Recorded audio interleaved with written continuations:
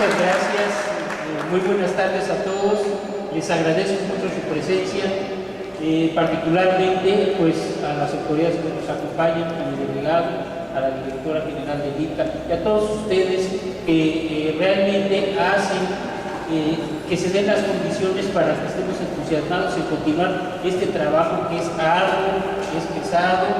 Aquellos que han estado conmigo en las excavaciones lo saben. Lo que yo les voy a platicar ahorita en una forma muy breve, pues es el resultado de muchos años de trabajo, de la intervención de un gran equipo de gente que ha estado allí ya realmente llenándose de tierra, llenándose de garrapatas incluso. Es un trabajo muy pesado, muy arduo, pero que ha dado resultados muy interesantes. Y porque yo creo que realmente pocos trabajos hay en el mundo que sean tan apasionantes como el de la arqueología. Yo sé que ustedes, todos los que están aquí, de alguna manera vinieron porque les gusta la arqueología, les gusta la historia sobre el pasado de la humanidad, y eso es algo que todos llevamos ahí como una espinita de siempre querer saber un poco más sobre nuestro pasado, sobre nuestros orígenes, sobre de dónde venimos. Y ese es el trabajo que hacemos, y ahora les vamos a compartir un poquito de eso que hemos encontrado y que hemos visto en este gran estado de Tamaulipas. Yo les voy a hablar el día de hoy sobre esta aldea a la que hemos llamado Chacpe. Chacpe significa tortuga roja en lengua huasteca. Como ustedes saben, pues ya muchos vocablos, muchos topónimos, nombres de lugares en lengua huasteca se han perdido en Tamaulipas a través del tiempo, a través de la historia, porque pues en primer lugar el estado, en la parte sur, en la región huasteca, se fue despoblando, y al ir llegando nuevas poblaciones pues se fueron cambiando los nombres. Entonces en esta ocasión se nos presentó una gran oportunidad de ponerle nombre a un sitio que se encontró en Altamira, y quisimos ponerle este nombre que nos dieron nuestros propios colaboradores huastecos que estaban trabajando con nosotros, porque encontramos allí una tortuga roja de veras, una tortuga viva, es un animal, una especie muy rara, y decidimos, cuando ellos nos dijeron Chacpe, ese es el nombre ideal, porque es recuperar un poquito la toponimia, la lengua que se ha perdido, y pues, bautizar a un sitio que creemos muy interesante. Este sitio se encuentra ubicado en la costa de Tamaulipas, en el municipio de Altamira, dentro de lo que son, digamos, las instalaciones del recinto portuario de Altamira. Como ustedes saben, pues este puerto a lo largo de varios años ha venido creciendo, se ha venido desarrollando, es una infraestructura sumamente importante para el Estado, y entonces desde el año 2002 se dio la ocasión de que, al estar abriendo un camino para comunicar a la carretera con el faro, le pegaron a este sitio. Entonces hay una gran loma que atraviesa en sentido norte-sur, y esa carretera atravesó de este a oeste por encima de la loma, de tal manera que al entrar la maquinaria pues empezaron a salir materiales arqueológicos. Desde ese momento fuimos a hacer la inspección y se negoció con la API que se realizara en colaboración un salvamento arqueológico. ¿Esto qué quiere decir? Que previo a que ellos desarrollen sus obras de infraestructura, el Instituto Nacional de Antropología e Historia, a través de la Delegación de Tamaulipas, realiza los trabajos de verificación de la presencia de materiales arqueológicos, de recorrido de superficie para poder detectar hasta dónde se extienden estos materiales, cuántos otros sitios puede haber, y después vienen propiamente las excavaciones que nos permiten ya de manera controlada ir recuperando toda esa información en sus contextos originales, y de esta manera ir pues poco a poco, digamos, ir sacando a la luz esa historia que quedó escondida, esa historia que quedó enterrada durante el tiempo. Bueno, accedió la API de muy buena ganas, y desde el año 2006, en que iniciamos formalmente los trabajos, hasta la fecha, llevamos ya 5 largas temporadas de trabajo en que se han hecho estas grandes excavaciones en ese sitio, y esto es lo que hemos encontrado. Chacpe es una aldea ubicada sobre una loma que se levanta más o menos 28 metros sobre el nivel del mar, prácticamente en la zona costera de Altamira. Estamos a solamente 4 kilómetros de la playa, esa es la distancia que nos separa, pero esos 4 kilómetros de distancia también están cubiertos por un espejo de agua salina que forma un mar interior de aguas mansas, de aguas quietas, porque están delimitadas por la barra, que realmente ese es el límite costero. Bueno, estas aguas mansas, reposadas, que forman ese espejo cristalino, contienen un mineral que es sumamente importante para la vida del hombre, que es la sal.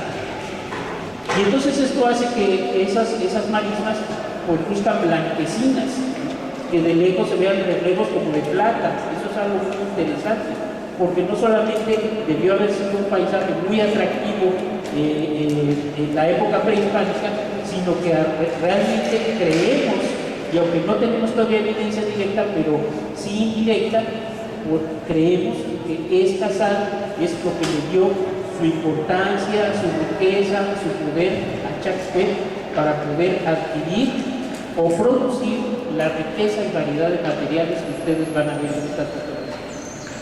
Entonces, al iniciar nuestras excavaciones empezamos a encontrar que había una gran cantidad de entierros humanos. Es decir, sobre la superficie prácticamente no ve uno más que la loma cubierta con su cubierta vegetal más o menos original, estaba más o menos intocada desde hace mucho tiempo, que es pues un tipo de selva baja combinada con matorral espinoso, muy interesante, que realmente da esa sensación como de jungla cuando entramos, pero no se veían montículos, no se veían construcciones de piedra, nada de arquitectura. Por eso incluso la gente del ARPI pues dudaba mucho que realmente allí existiera un sitio, ¿verdad?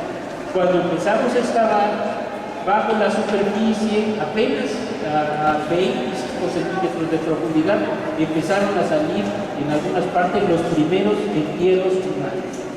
Esqueletos completos, muchos de ellos con ofrendas, a veces con ofrendas modestas, ¿no? Solamente compuestas por alguna figurilla de barro, pero otras veces sí con una ofrenda mucho más compleja. Esto se fue revelando con el paso del tiempo, con el paso de los años, incluso quiero decirlo, ¿verdad? Los primeros entierros que nos salieron fueron muy interesantes.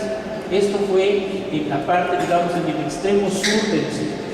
Allí hicimos una excavación muy grande de varios metros cuadrados de área y encontramos alrededor de 32 entierros humanos que tenían la característica de estar casi todos en una posición, digamos, como si estuvieran boca abajo y extendidos.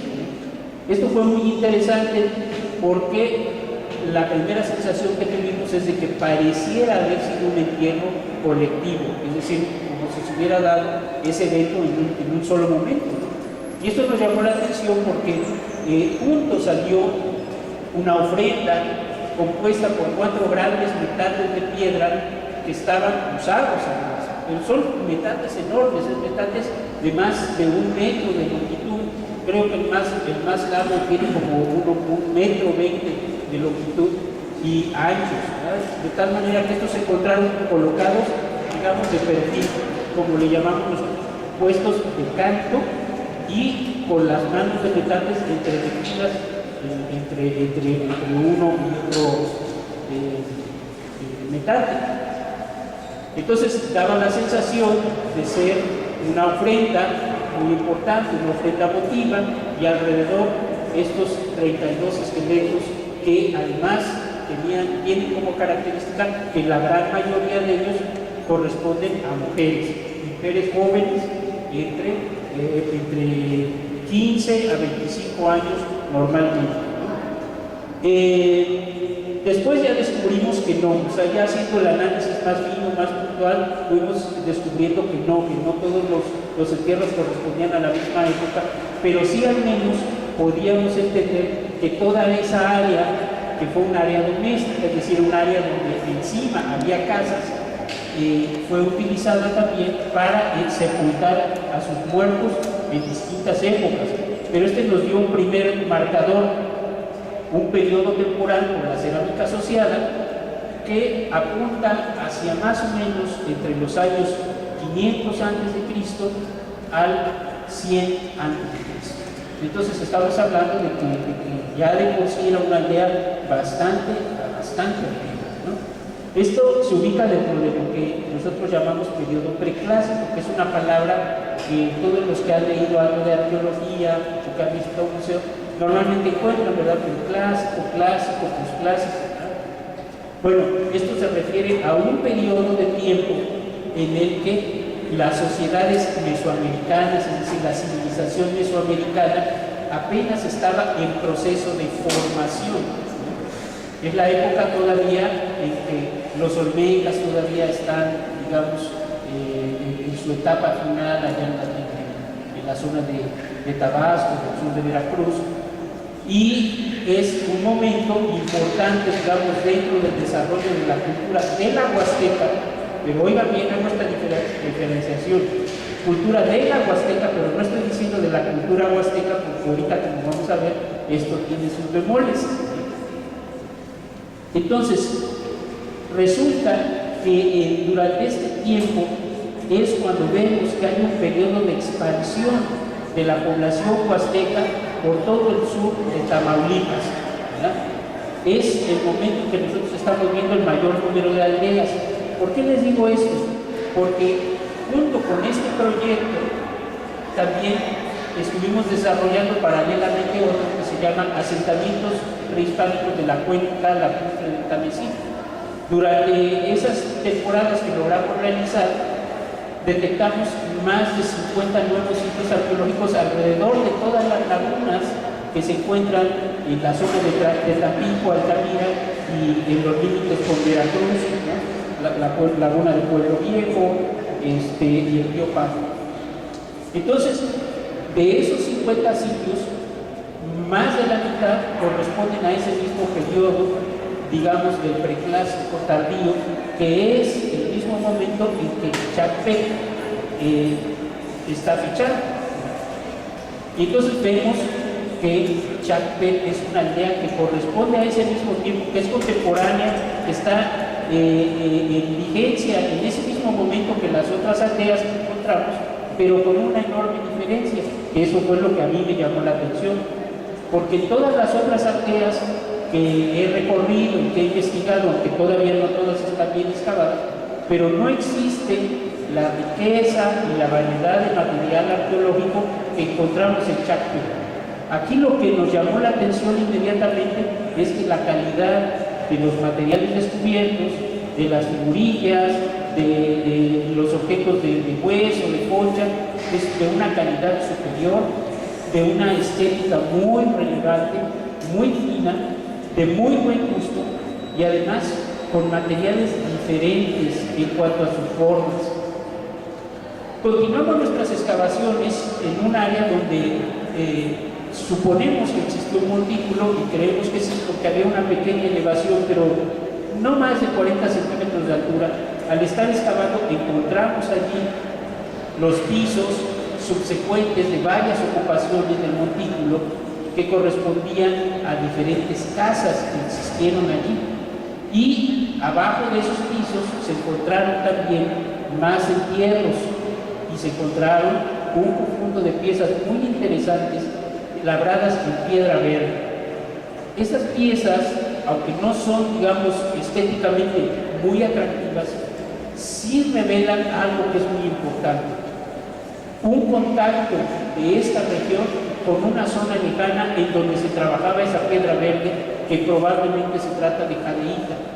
Nos falta hacer los análisis que lo corroboren, pero al menos, digamos, a simple vista y por la apariencia y la textura de la piedra, podemos casi asegurar que se trata de jadeíta. ¿Qué cosa es la jadeíta? La jadeíta es la variante local del jade, es decir, es el jade americano. El jade comprende una gama muy amplia de piedras, pero digamos que el jade más fino, el jade más puro, es el que se encuentra en China. y después le sigue el que se encuentra en Guatemala. Y la variedad que nosotros tenemos de este jade, digamos en Guatemala, es lo que se llama jadeíta. Y fuentes de jadeíta las hay en Guatemala, las hay en Guerrero y las hay también en Oaxaca. Pero no son fuentes muy extensas, son lugares muy focalizados. Y además hay una cosa que es poco conocida del jade y de la jadeíta. Probablemente muchos de ustedes no han escuchado que es la segunda piedra más dura después del diamante. Y entonces esto ya pueden imaginarse lo que implica a nivel tecnológico, ¿no? Es decir, se requiere de un gran dominio de técnica para poder labrar esta clase de piezas. No cualquiera lo puede hacer. Y además, como sabemos que no hay jadeíta en la Huasteca, podemos suponer, sin lugar a equivocarnos, de que este material se trajo de una región lejana. Y además, que esta región tuvo que estar localizada entre los estados de Guerrero, Oaxaca o el estado de Chiapas o Guatemala. De todos modos, si para estos tiempos esos lugares están muy lejos de aquí de Tamaulipas, pues imagínense en aquellas épocas en que todo esto había que hacerlo a pie. Entonces estamos hablando de un intercambio que, aunque no hubiese sido directo, sí implica muchos movimientos de gente yendo de un lugar a otro, llevando y trayendo materiales. Ahora, este material es muy importante y muy relevante, no solamente por su dureza, sino principalmente por su color y por su rareza. Es decir, estas piezas tampoco eran sumamente abundantes, ¿no? Entonces, casi podríamos decir que el tener una de estas piezas pues equivaldría, como ahorita para nosotros tener un diamante, ¿no? Bueno, no cualquiera tiene un diamante, pero eso cuesta. Pues lo mismo sucedía en ese tiempo, ¿no? ¿Qué cosa pudo haberse tenido como tanta importancia, tanto valor económico como para poder haber esos jades, esas jadeítas? Pues la sal. La sal, recordemos que a lo largo de la historia humana ha sido siempre un elemento muy importante. Ustedes, muchos de ustedes habrán oído que la palabra salario viene o deriva precisamente de ahí, ¿verdad? Porque antes en la antigua Roma se le pagaba a los obreros con sal, ¿no? Ese era el salario, y esa sal se podía intercambiar por otras mercancías porque funcionaba como moneda. Esa era la importancia de la sal en Roma. Pues imagínense la importancia que tuvo la sal en todas partes del mundo, ¿no? Todavía la tiene, por ejemplo, en África. Los beduinos hacen unas caravanas donde cruzan el desierto del Sáhara, caminan más de 6.000 kilómetros para todavía llevar sal de un lugar a otro y poder comerciarlo, intercambiarlo por bienes de mucho valor, como eran las sedas y todo esto, ¿no? Y que todavía eso sigue funcionando. Bueno, en América pasó exactamente lo mismo, ¿no? De tal manera que hablamos de que este punto de Altamira, donde existen esas minas de sal, esas salinas, que son las marismas de Altamira, y que después, durante el periodo colonial, fueron ocupadas por el rey y convertidas realmente en una fuente de riqueza muy importante.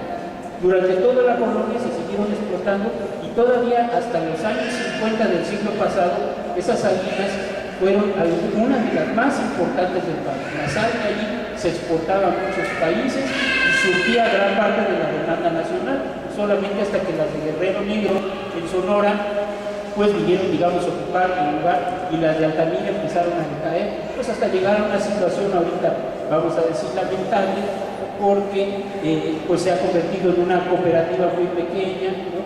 De solamente 60 personas, que son los que siguen explotando la sal. Es una tradición que está lamentablemente en camino de desaparecer. Pero vemos entonces que probablemente fue esta importancia que tuvo la sal en esa aldea lo que permitió que hicieran objetos de esta calidad, y que por eso también fue parte de la motivación que tuvimos nosotros para empezar a fotografiar estos objetos en fotografía de alta definición, de gran calidad, para empezar a darnos a conocer. Los objetos que vemos aquí son principalmente principalmente figurillas. Encontramos a lo largo de estas temporadas de trabajo, tenemos más de 5,000 figurillas de barro localizadas. Muchas de ellas están fragmentadas, algunas rotas, etcétera, pero por lo menos todavía estamos hablando de alrededor de 1,000 piezas completas, ¿verdad? Solamente en figurillas. ¿Y qué importancia tienen estas figurillas? Fíjense que yo les decía que los entierros que hemos encontrado, la mayoría o carecen de ofrenda o tienen una ofrenda muy sencilla. Muchas veces es una o hasta 3 figurillas colocadas en puntos estratégicos, por ejemplo, en las coyunturas de los codos, en las rodillas, o puestas sobre el pecho, o puestas sobre la pelvis. Están en lugares estratégicos que deben de tener una connotación simbólica. Algo están transmitiendo que todavía desafortunadamente no lo sabemos. Pero lo que sí es importante es que la gran mayoría de esas figurillas que se han encontrado corresponden a figuras femeninas desnudas. Y entonces, esto es importante porque recordemos que las figurillas femeninas y desnudas, que no son una tradición únicamente de la Huasteca, sino de muchos pueblos mesoamericanos prehispánicos, pero también de muchos otros pueblos del mundo. Por ejemplo, en Europa se han encontrado las famosas Venus, ¿no? La de Düsseldorf, por ejemplo, ¿no? Que son figurillas que representan a mujeres desnudas, pero que tienen entre 250 a 300,000 años de antigüedad, algunas. Estas piezas nos revelan que ya en la prehistoria, ya en una época muy remota, había esa creencia sobre los cultos de la fertilidad y del poder regenerativo que tenía la mujer para procrear, pero además considerada como diosa, un equivalente a la madre tierra, también por su poder para dar vida al hombre, para darle alimento, para darle sustento. Entonces, estas figurillas representan no solamente ese poder, digamos, regenerativo de la naturaleza, sino también probablemente la idea de volver al seno de la madre tierra.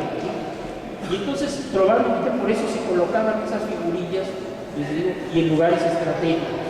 Las figurillas que se han encontrado abarcan un rango muy amplio que va desde 500 a.C. hasta 200 después de Cristo. Y tienen algunas características muy sobresalientes que nos permiten diferenciarlas por tipos y por épocas.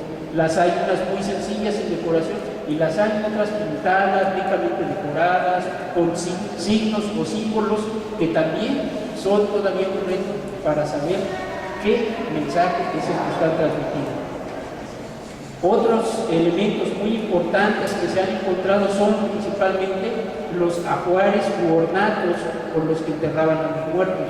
Y ahí tenemos algunas piezas sumamente importantes, como el caso de un collar compuesto solamente por molares.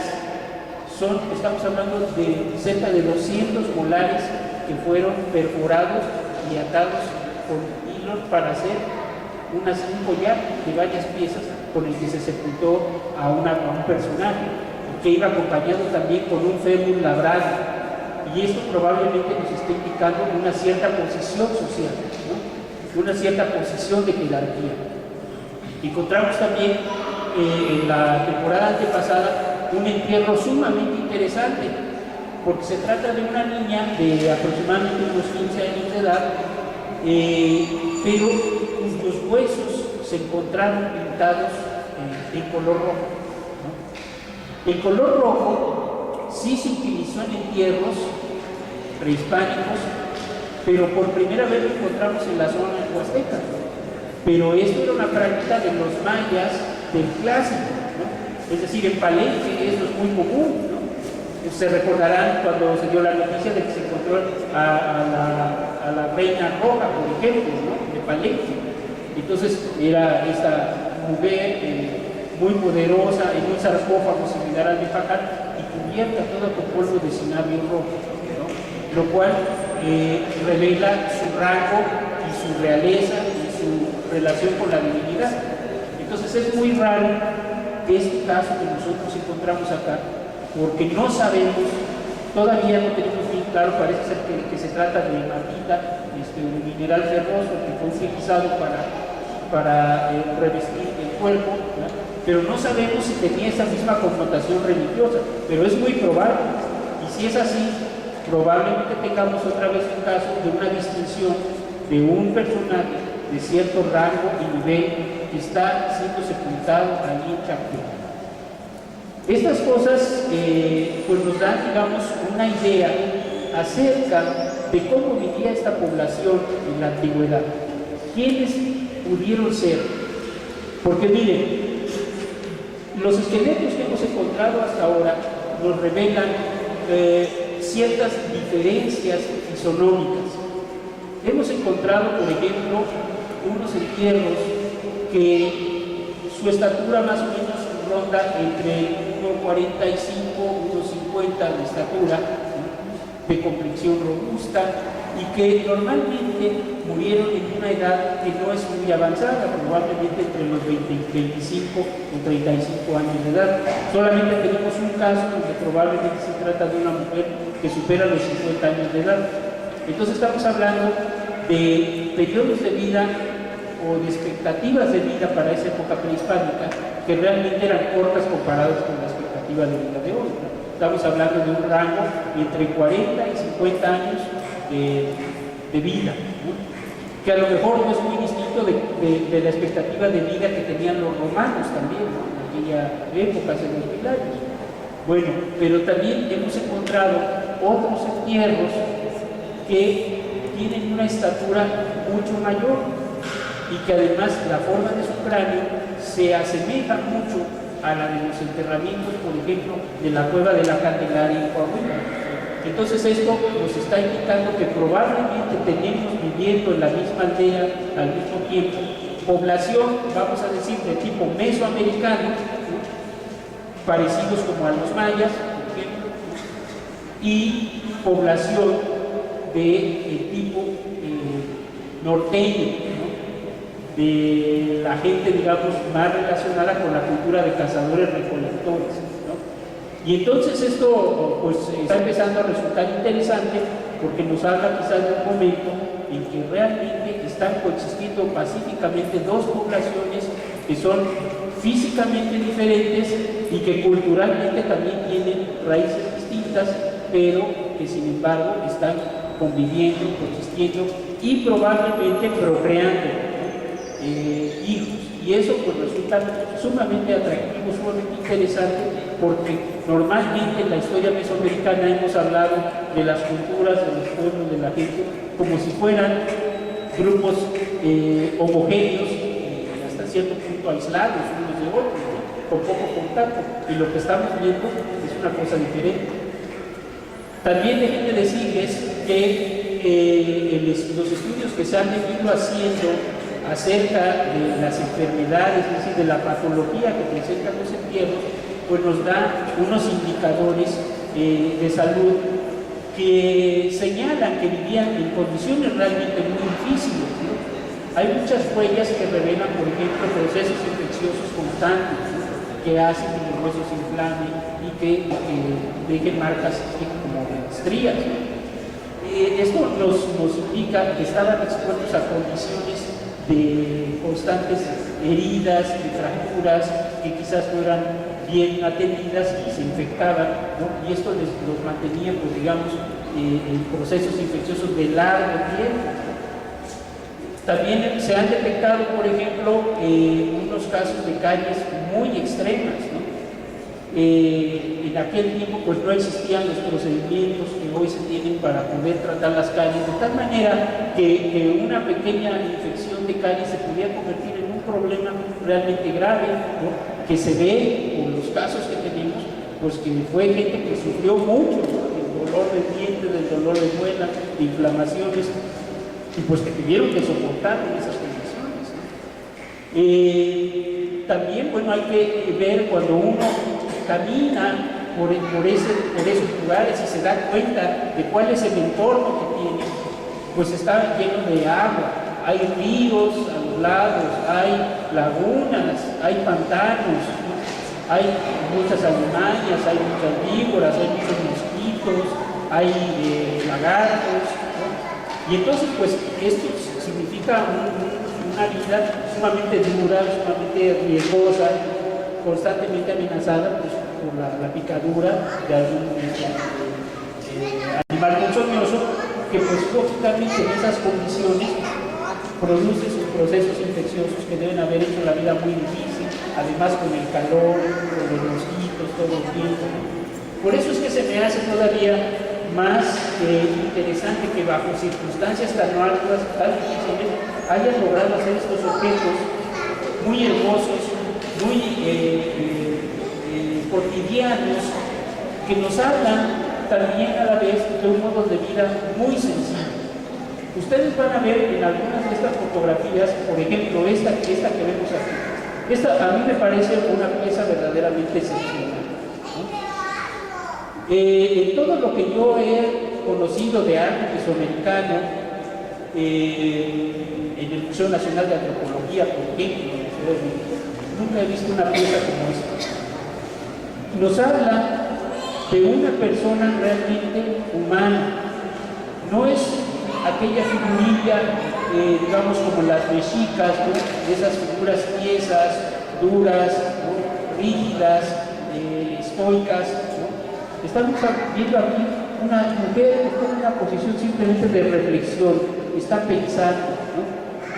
Se me hace un estilo de arte muy libre, no sé, aquí los maestros, hay algunos que conocen de artes plásticas, esto es algo fuera de serie en el arte mesoamericano. Hay pocas piezas en el arte mesoamericano que revelen, digamos, esa gracia, ¿no? Ese quizás, yo diría, ese gusto por la vida, ¿no? Solamente las piezas de Occidente de México, por ejemplo, nos revelan momentos íntimos de la vida, ¿no? De la gente, jugando, bailando, en reuniones familiares, en reuniones de grupo, ¿verdad? El resto del arte mesoamericano es muy hierárquico, ¿no? Es muy exacto, ¿no? Y lo que vemos aquí no, lo que vemos aquí es simplemente a gente, ¿no? Se está representando a gente con sus preocupaciones, con sus formas de vida comunes y corrientes. Por ahí van a ver otra fotografía muy interesante donde se ve una figurilla de una mujer que va cargando un canasto con frutas en la cabeza, ¿no? Esto es totalmente insólito, fuera de serie también en el arte mesoamericano, ¿no? Está viendo algo de la vida cotidiana, de la vida doméstica de la gente, ¿no? Y tenemos muchas otras figurillas así, esas características que nos hablan entonces de una aldea que digamos es de gente sencilla, de gente común, y que finalmente están viviendo y haciendo su vida, pero lejos de algo, lejos de ciertos patrones rígidos que es precisamente lo que vino a imponer el tacto mesoamericano, ¿no? Es decir, a lo que voy es, esta aldea, toda esta región del sur de Tamaulipas, parece que no estuvo incorporada a las creencias, religión, ideología y formas de vida de Mesoamérica hasta el periodo postclásico, es decir, que estamos hablando prácticamente 1000 años después de este momento, ¿no? Cuando, digamos, entra la Triple Alianza, los mexicas, ¿no? Empiezan a llegar y entonces empieza a cambiar toda esta vida sencilla y se empieza a convertir en una región que ya está ordenada, regulada, estatizada, con leyes, con caciques que mandan y que ordenan y que llevan incluso a los pueblos a la guerra. Entonces, son momentos diferentes, son momentos distintos.